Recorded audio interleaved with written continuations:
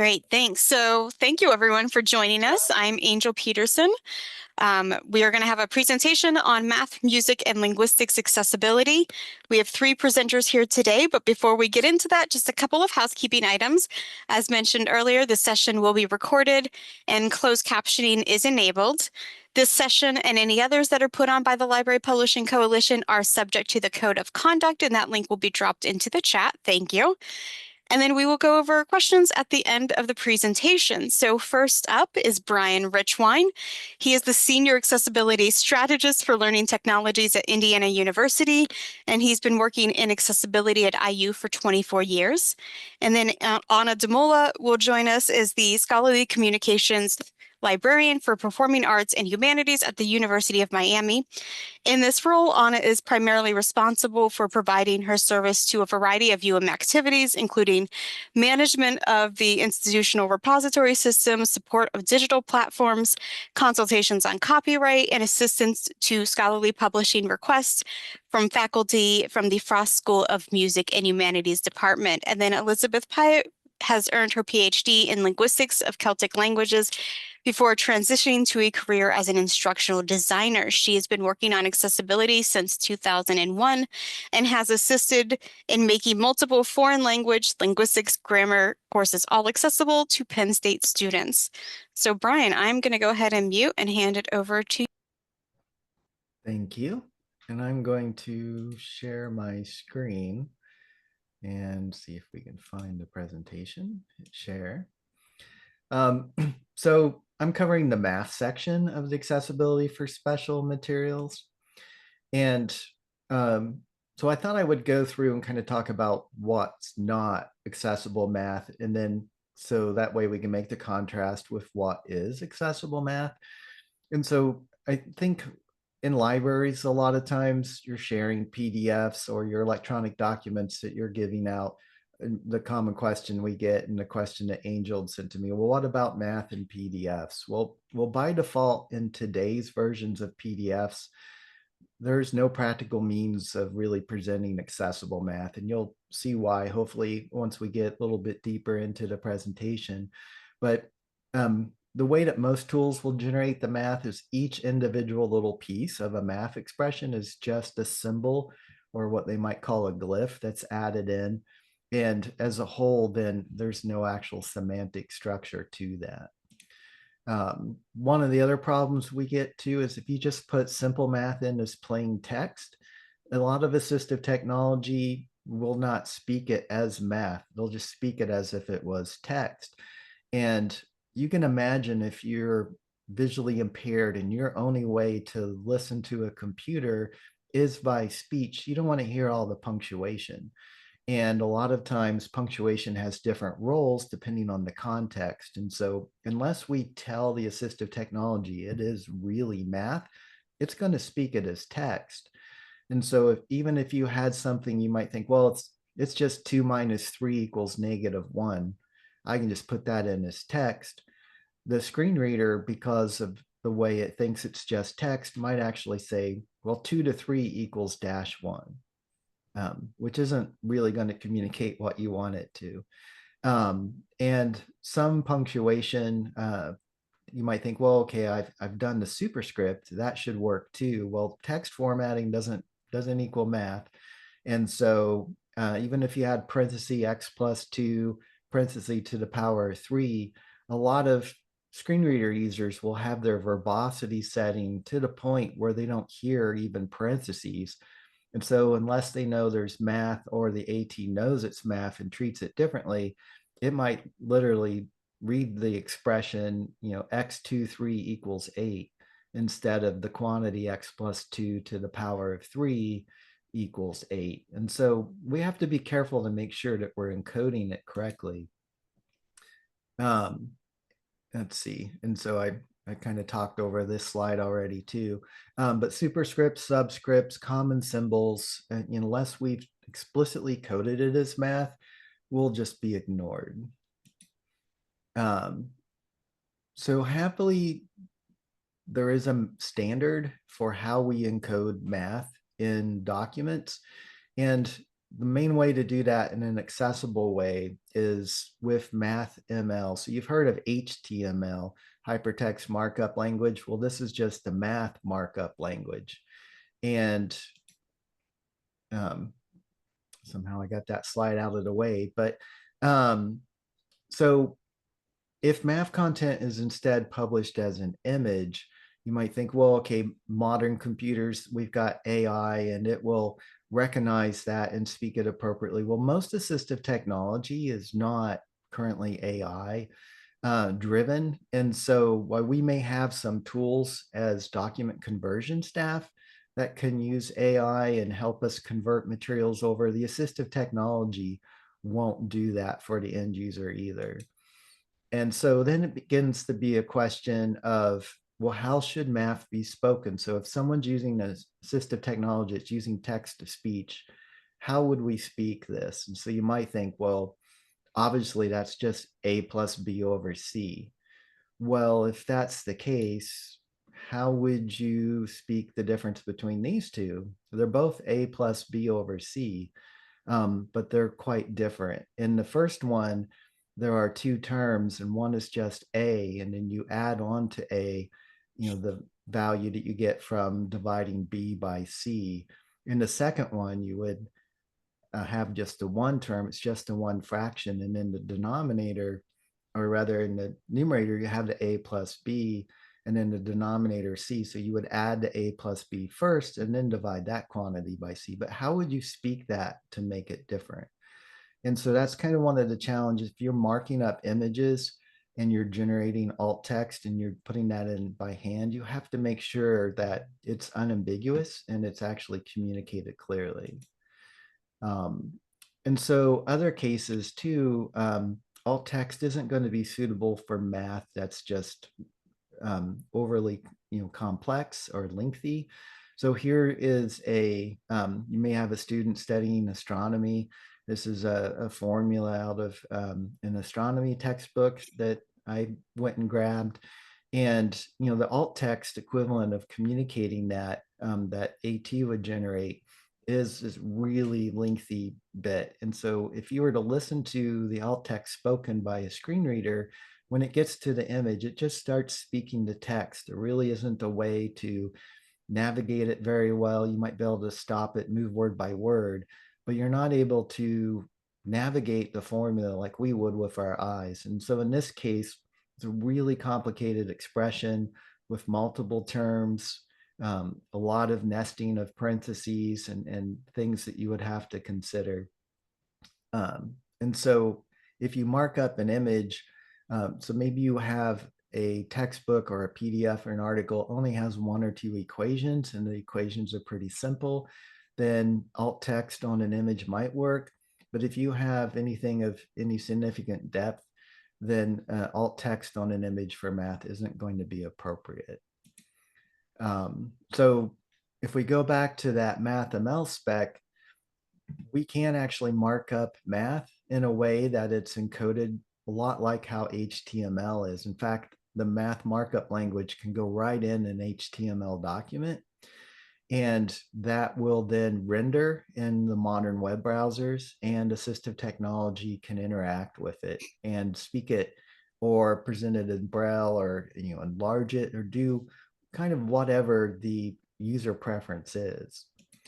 A lot of websites will use a tool called MathJax, which is a JavaScript library, which basically means we don't have to manually code that MathML. There are very few people in the world who actually manually code MathML by hand. Usually it's done by a computer. So we'll kind of take a look at how that works. So if you're familiar with learning management systems, so maybe your institution uses Desire to Learn or something like Canvas, they almost all have a rich content editor. And so if somebody's making a page, they're making an assignment, they're making a discussion post, they're writing the stem for a question in their editor, there's usually an option in the menu bar for that rich content editor. It will bring up an equation authoring tool. And so there's often, WYSIWYG interface. You can click on different symbols. You might be able to turn on an advanced mode where you can see what they call LaTeX, which is a math or really a document markup language that a lot of people use to mark up math as well. And so these things actually will, under the hood, generate that MathML for us when they're put into a web page. And so not only can we use a rich content editor's kind of WYSIWYG interface, a lot of cases we can actually put LaTeX math expressions directly into a document um, inside of that rich content editor, and then the system that it's in will render that. So if you're making a web page and you use MathJax, you can just put the LaTeX markup in. It's going to generate the MathML kind of behind the scenes and render it in a way that's visually appealing, but also accessible. So you'll find that a lot of faculty on your campus, especially in the STEM departments, will be using LaTeX in one way or another, and they'll be familiar with that. And then you can kind of find resources that tell you how to use LaTeX in different offering environments to generate the math. And you'll also find that there's, if you need student workers, that you can probably find plenty of student workers who know LaTeX because they're in a STEM kind of field where they have to use it in their courses. So a lot of times you'll have a grad student who knows LaTeX because they've had to write their physics papers or chemistry papers or even math papers in LaTeX as part of their experience in college. So once you get that MathML into a web page, whether it's generated automatically in a Canvas page, whether it's generated in a document, and you're going through it, assistive technologies then can provide a lot of different ways to interact with it. And so there's usually a ton of settings that a user would have. And so on the screen, I have you can see this expands all the way out the 4 levels deep of a menu, just all the different accessibility preferences someone might use, whether they want to have it just simply magnified, if they want to use speech output, they want to use Braille output, if they're using speech output, well, what kind of speech grammar do they use? Do they prefer a brief version of it, or they want everything kind of spoken out? There are a ton of different ways people will access math. If it's encoded in MathML, then you enable all those different options. And so math linearized into speech text, if you're familiar with the quadratic formula in the form of x equals, this is the way that somebody might hear it.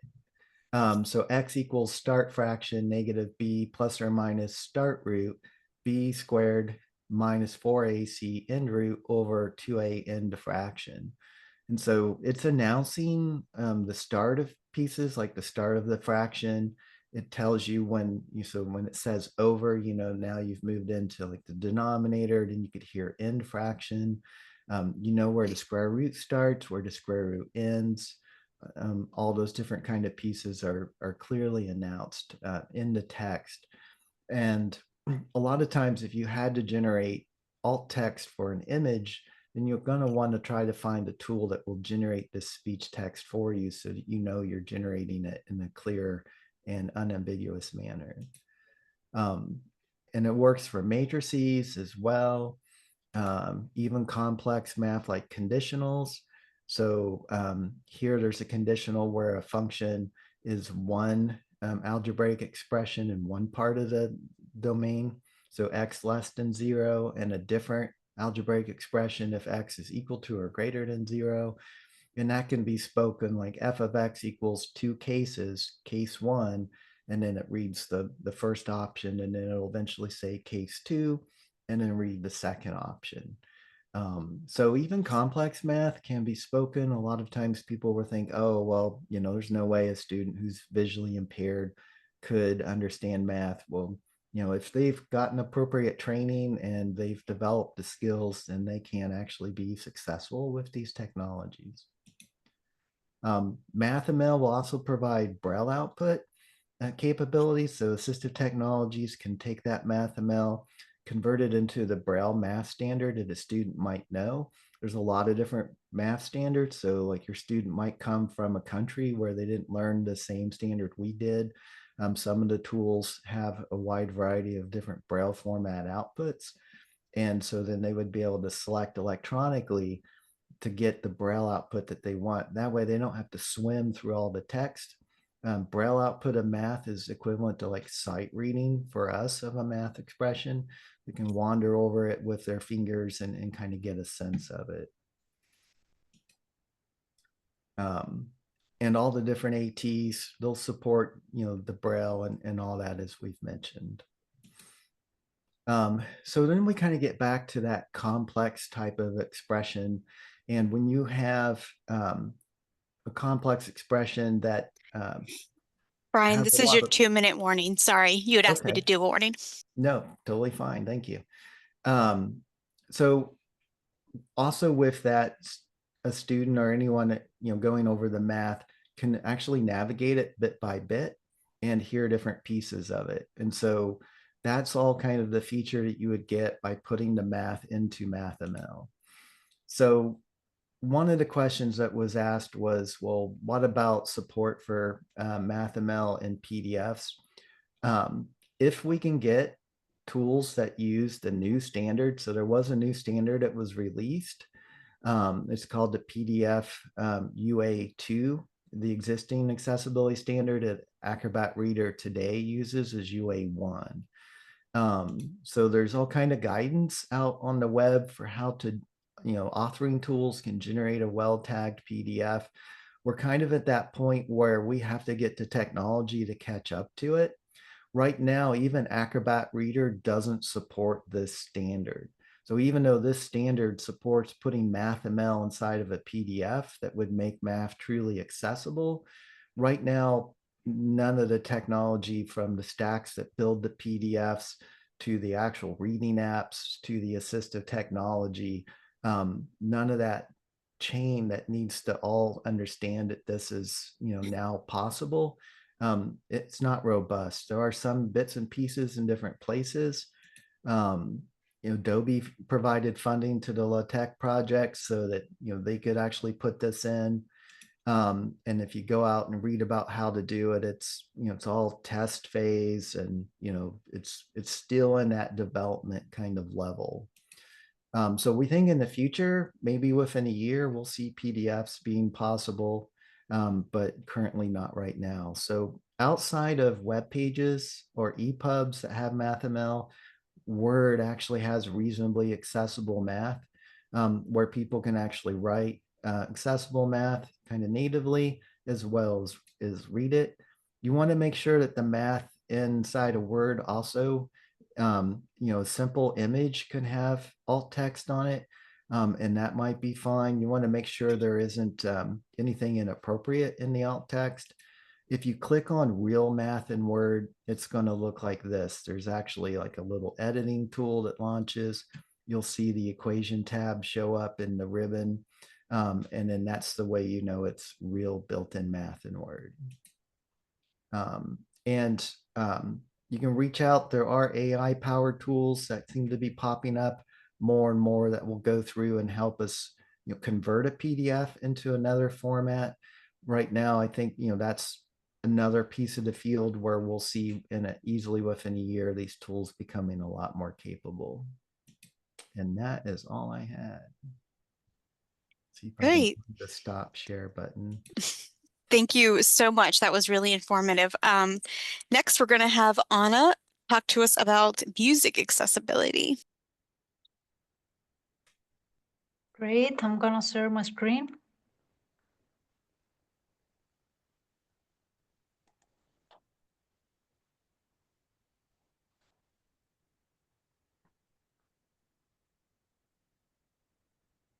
So hi everyone, thank you for attending today's LPC Documentation Month webinar about accessibility for special content. My name is Anna Dimula. I'm Scholarly Communications Librarian for the Performing Arts and Humanities at the University of Miami. And I'm going to discuss about software and technology that supports accessibility for music notation. More specifically, I'm going to address the following two questions. What kind of software facilitates the conversion of printed digital music scores into Braille music notation? And secondly, is there any specific workflow established in terms of converting a printed or digital score into Braille notation? At this point, I would like to mention my professional background, which is that I am a musician and librarian without pre-existing knowledge of Braille music notation. This is a very basic 15-minute overview of the topic, which is much deeper. And if you're interested in learning more, you can reach out to me and I will provide you with other resources and links and organizations relevant to the topic. Talking a little bit about the Braille music notation, it was invented in the early 19th century. It consisted of literary Nemeth, which is the code for writing math and science equations, and music Braille. It uses the same 6-position cell system as any other kind of Braille notations with its own distinct syntax. What is really confusing is that pitches are represented by different letters than in literary Braille. For example, note C, which is do, would be represented in D in literary Braille. D is represented as E, and so forth. That's really something very confusing. The Braille music symbols are universal, and there are very different layout formats depending on the genre of music. And as you know, we have very different kinds of music: instrumental, vocal, orchestral. And so here you will see a couple of examples provided by the music transcriber Moya Michalakis, who is a certified Braille music transcriber in New Zealand. This is an example of Braille transcription of an instrumental score with a single line. This is an example of a vocal score, which is transcribed into Braille music notation. And as you see, it's super challenging because lyrics plus melody have to be transcribed into Braille music notation, and they have to align also to match. And then this is an example of a piano music score with right hand and left hand. So therefore, its format represents different challenges when it comes to transcribing into Braille music notation.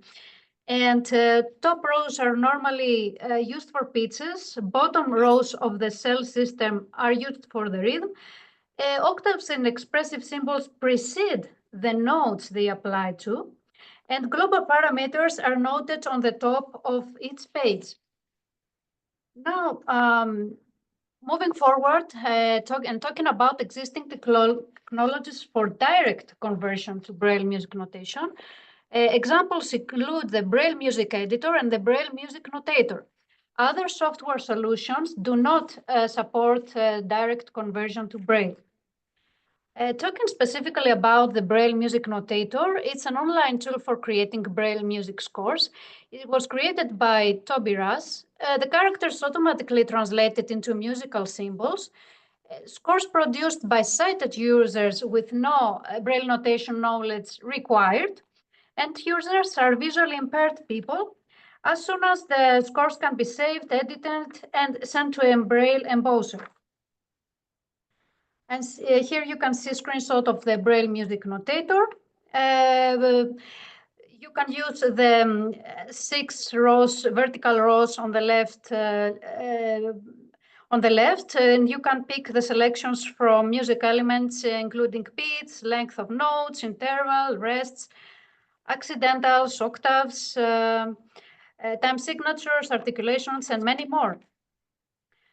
Now, talking about accessibility in commercial technologies and software, these normally have limited accessibility features, and mostly because most programming software environments embed highly visual graphic users interfaces, which are very difficult to be interpreted into a Braille music notation.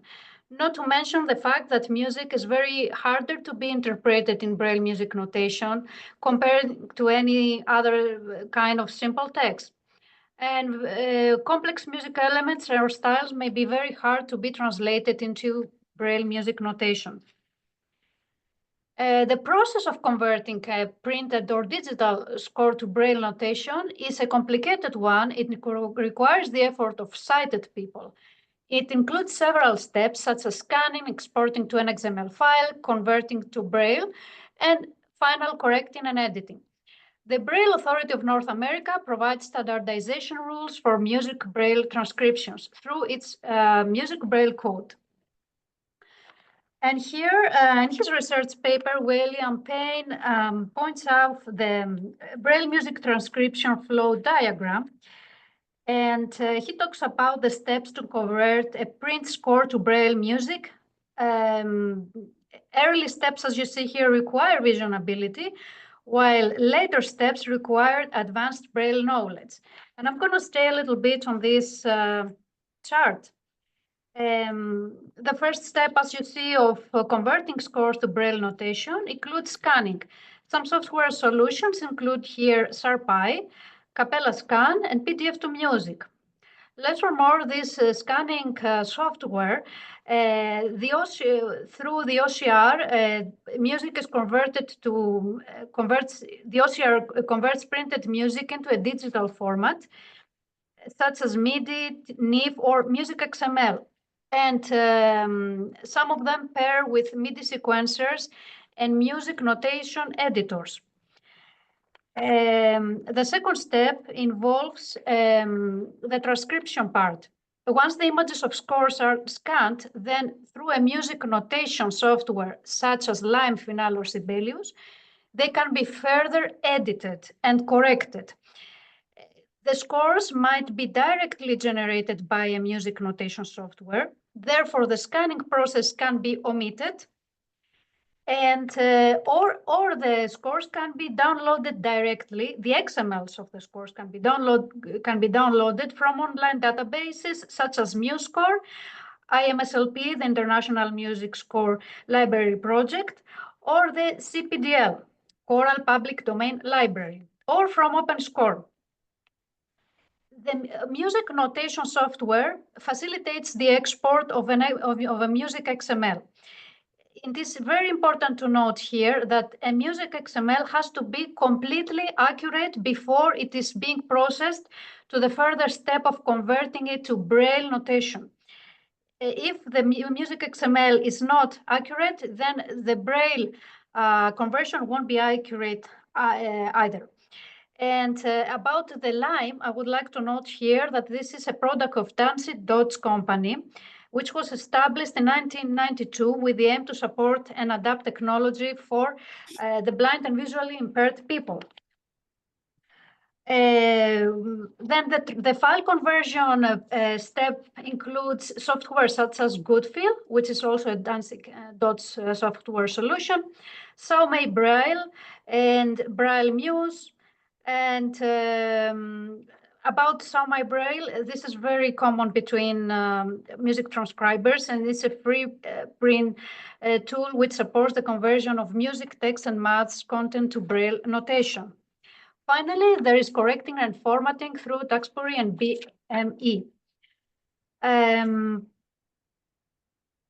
I would like, with this example, taken from the Wyoming Brand Industries Braille department, I would like to note here that that the combination of the tools used, the software solution used by each of music transcribers depends on them and depends on their preference and their convenience.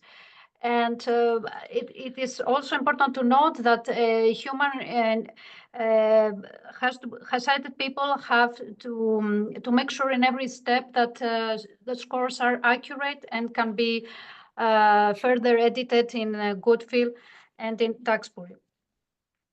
Here I would like to mention some of the pitfalls of this process, such as converting print music into editable notation files, results very often in character errors, which are essential to be fixed in a notation software before a music XML file is exported, as mentioned before.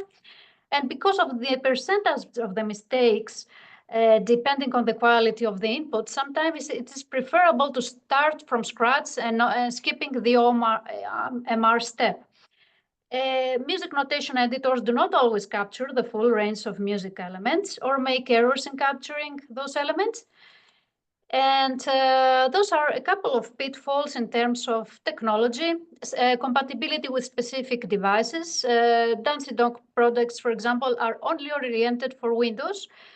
There are complications with assistive technologies such as JAWS, VoiceOver, and accessibility scripts or features may not be compatible with the software they support when the software updates. Here I would like to mention the DAISY Consortium, which is formed in 1996 by talking book libraries to lead worldwide the transition from analog to digital talking books. And it leads the development of software used around the world in creation, conversion, and validation of accessible publications.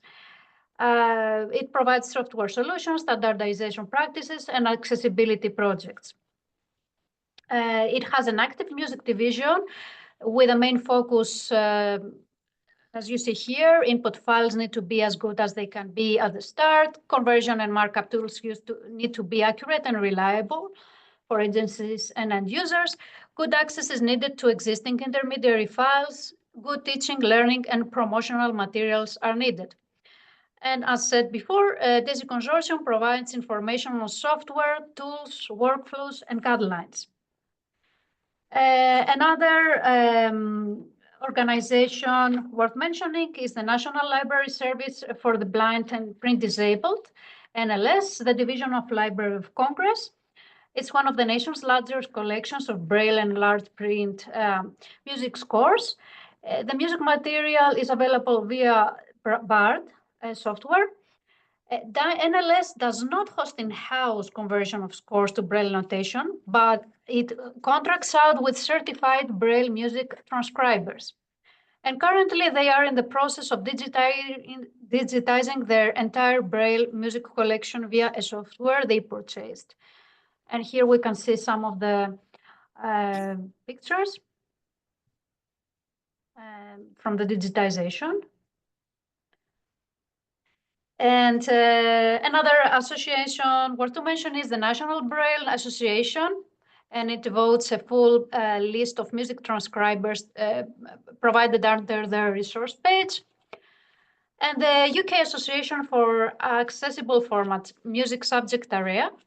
They provided detailed documentation about software solution used in the process of music transcription, presenting in detail their pros and cons. And finally, the Philomena D'Agostino Greenberg Music School, in which staff members use notation software to transcribe music and convert it into Braille. And they use software by Dancing Dots, the company led by a blind developer who has been developing accessible music technology for over 20 years and maintains relationship with the school. And with this, I will end my presentation. Thank you. And I provide bibliography and resources and links for anyone who's interested. Thank you. Thank you. Anna, do you mind if we send out your slides to the LPC listserv after the presentation? Sure. All right, Yes, perfect. absolutely. Thank you. Perfect. All right. Well, thank you so much for that presentation. Next, we're going to have Elizabeth Pyatt talking about linguistic accessibility. Hello, everyone. I'm going to share my screen and I need to share. Can I share sound? I believe you should be able to. Nancy, is that allowed or is that okay in the? That should be fine. All right, great. Perfect. Let me try that again. I couldn't see there we go. They moved it around. So welcome to my fabulous desktop. I'm going to actually, are people able to see the slides in this format? Because I'm going to try and do a few demos and I think it'll be easier if I can. I am able to, right there, it's good. Okay. I can expand as needed. So just a warning, I have a lot of slides. I may not get through them all, but I'm willing to share them.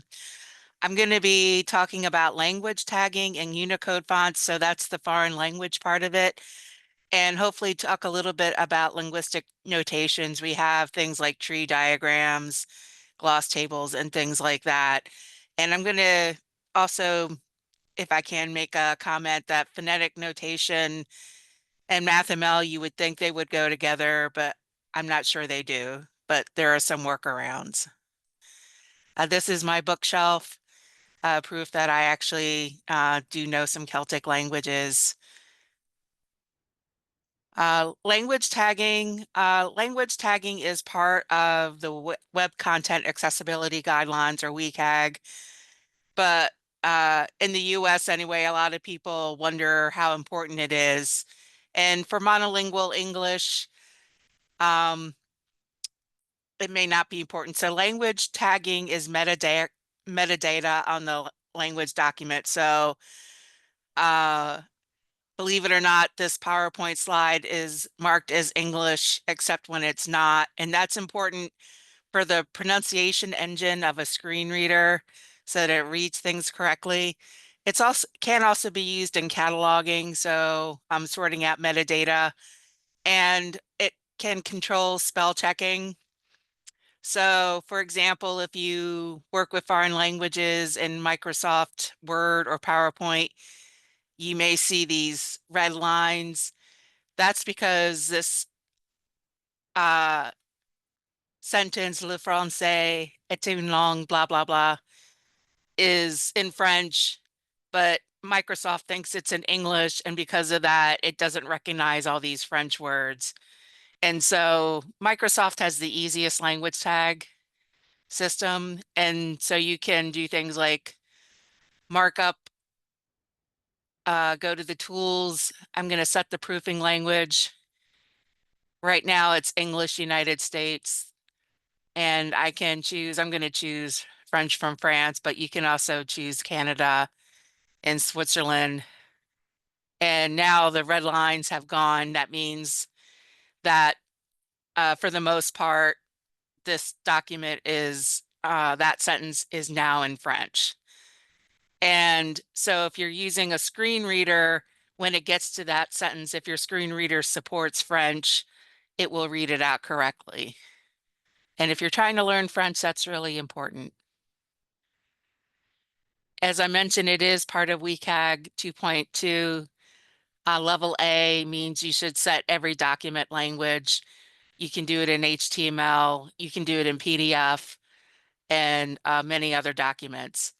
And even in level AA, set section language. So if you switch languages, you should designate this paragraph as French or Spanish versus the rest of the document, which is English. And not only does it control pronunciation, it's really important for heteronyms. So heteronyms are words that are spelled the same but may have different pronunciation. And here are a set of words that are found in both Spanish and English, but they're pronounced differently. So things like van, saber, once, quince, Chile, the country.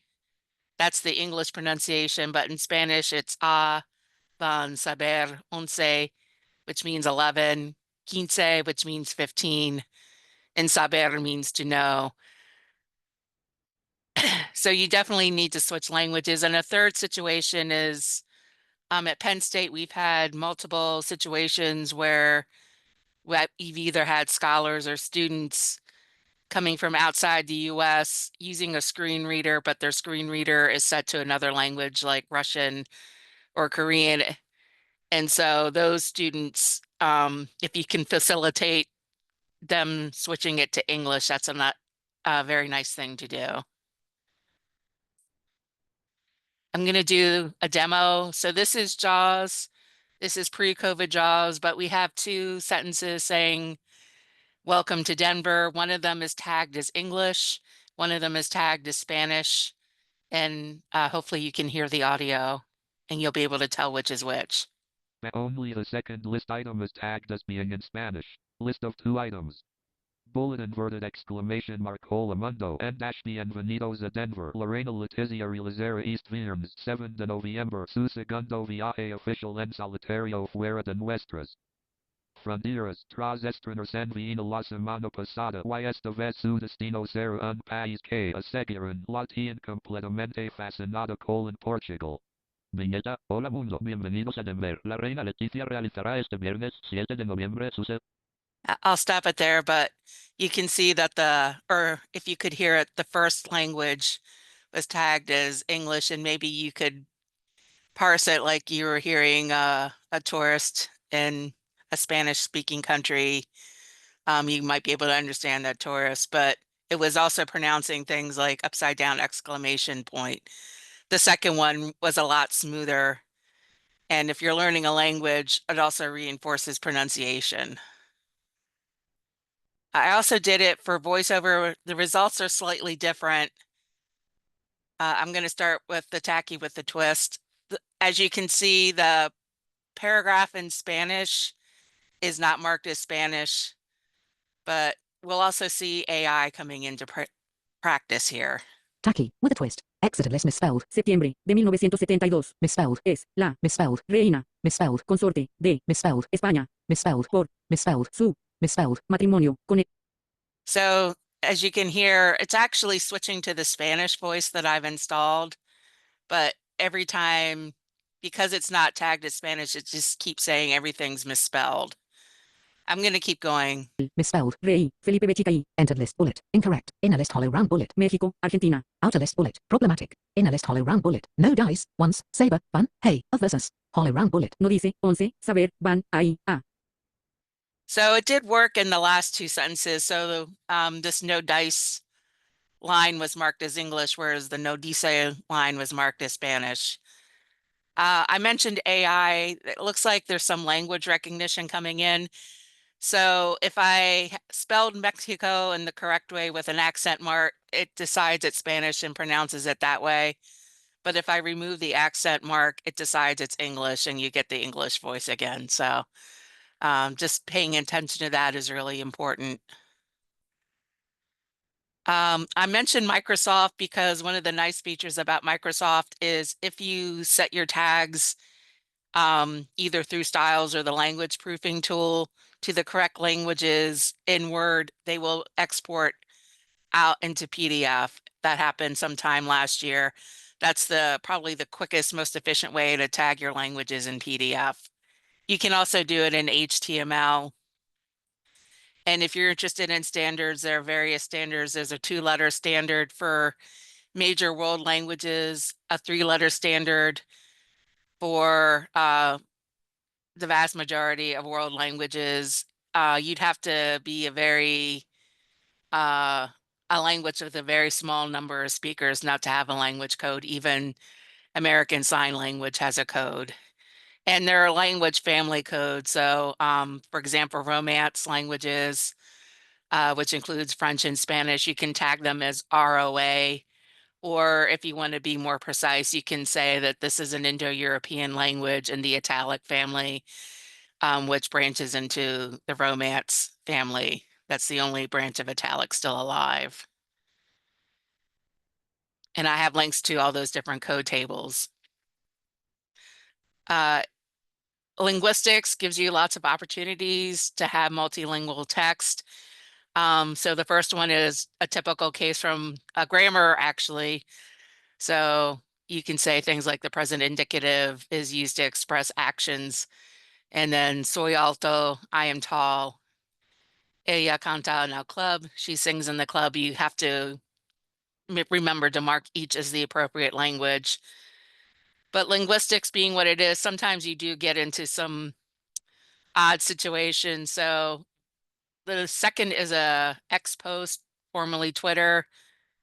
Someone was critiquing a novel called Sinha Mosa.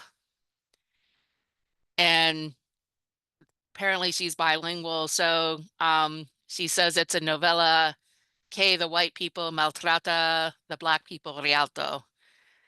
And when you get into linguistics, not only are you doing the standard language, but you also do non-standard language. So just be prepared for situations where you might still get spelling errors because Brazilian and English would be capitalized, but because it's on a Twitter post, it's in lowercase. So,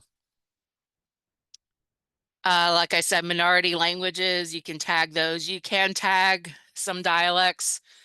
So US English versus British English or Canadian English or Canadian French. Linguistics, you also get into territories such as when you tag Chinese, most of the time you might just use ZH, that's the tag for Mandarin Chinese. But you may also have occasion if you're talking about different varieties of Chinese. Linguists sometimes call those Sinitic languages because Mandarin, which is around Beijing, the capital, is a little different from, a lot different actually than Cantonese is spoken in Hong Kong or Wu is spoken in Shanghai. You might not be able to understand each other if you're speaking in those languages. And so you have alternate codes like ZHX for Sinitic languages. And finally, you might need to specify script. So some languages like Tatar have multiple writing systems. So Latin is the Western alphabet, CYRL is the Cyrillic alphabet. But even when you're talking linguistics papers, they might not be transcribing everything in the native script. So if you are talking about a paper about Hindi syntax or Russian syntax, they might be written in a Western script. So you might need to consider using HILATN as a language tag. And also the last one, EN, BRAI, if you are exporting a Braille file, its language would be English as written in the Braille script. This all interacts with what are called localization standards. So how you type a different script. So if you're a Russian person, you would know how to type Russian. Voice recognition. So if you're speaking Russian, can all the Amazon Echo tools recognize you? It can for major languages, maybe not from all languages. Voice synthesis. So a screen reader needs a particular voice file that knows how to translate what it sees on the screen as text and give you the correct pronunciation. And they exist for many languages, but not necessarily all languages. Similarly, for optical character recognition, how do you scan something and make sure it's recognized correctly? You need it for music as well. And other things. And if you're, I just gave an example from Welsh. And so if you're interested in reading typical standards, there's one about speech recognition, and there's one where you can download voices, although I haven't been able to get it to tie to my VoiceOver screen reader. And also really important for linguistics are fonts. You really need to make sure whatever you do complies with the Unicode standard.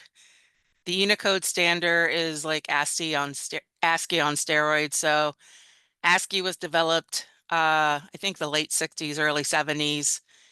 It assigns a number to all characters. At the time, we only had room for 128 of them. And that covered English, but it couldn't cover even Spanish very well. So then they added another 128 to get us up to 256. And that covers things like French, Spanish, and Italian, all the extra letters that aren't in the English alphabet. But we have many, many, many scripts and many, many characters, millions of them, in fact. So now we have Unicode that started in the late 90s and they keep adding to it. So that's there are numbers assigned for Cyrillic, Greek, Chinese characters, Korean, you name it. Hopefully it's in there by now. They've also been adding ancient languages, and they've gotten in the news for emoji characters. So if your phone and your browser recognized the same emoji, that's because of Unicode. Unicode is baked on the web since about 2010. I think the phone helped kind of push everyone in that direction. But many PDFs, even today, maybe using really old technology. And what does that mean? So if you write like English alphabet A, B, C, D, and you change the font, it changes the look of the character, but they're still recognizable as A, B, C, D. And more importantly, the screen reader sees A, B, C, D, and they read out A, B, C, D as you would expect.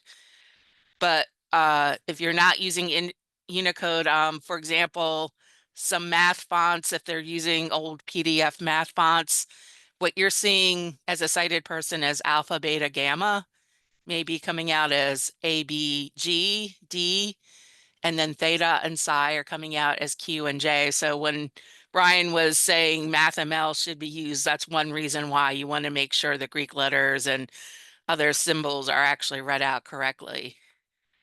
But MathML doesn't necessarily cover phonetics, so you also need to check your phonetics fonts. So what looks like an upside down E or a schwa could be an @ sign. What looks like this elongated S for a sh sound could be a capital S, all sorts of things. So when I see a PDF, I copy and paste text and put it into something like Notepad, which is a plain text editor, or text edit on the Math or BB edit, and see what comes out the other side. And you get all sorts of strange things. One case where it's still this kind of non-Unicode situation happens is Braille. So if you are sent a Braille file and you open it up in a text editor, what looks like Braille capital ABC and number 1, 2, 3 is going to come out as comma, comma, ABC, number sign ABC, because those are the equivalents in Braille.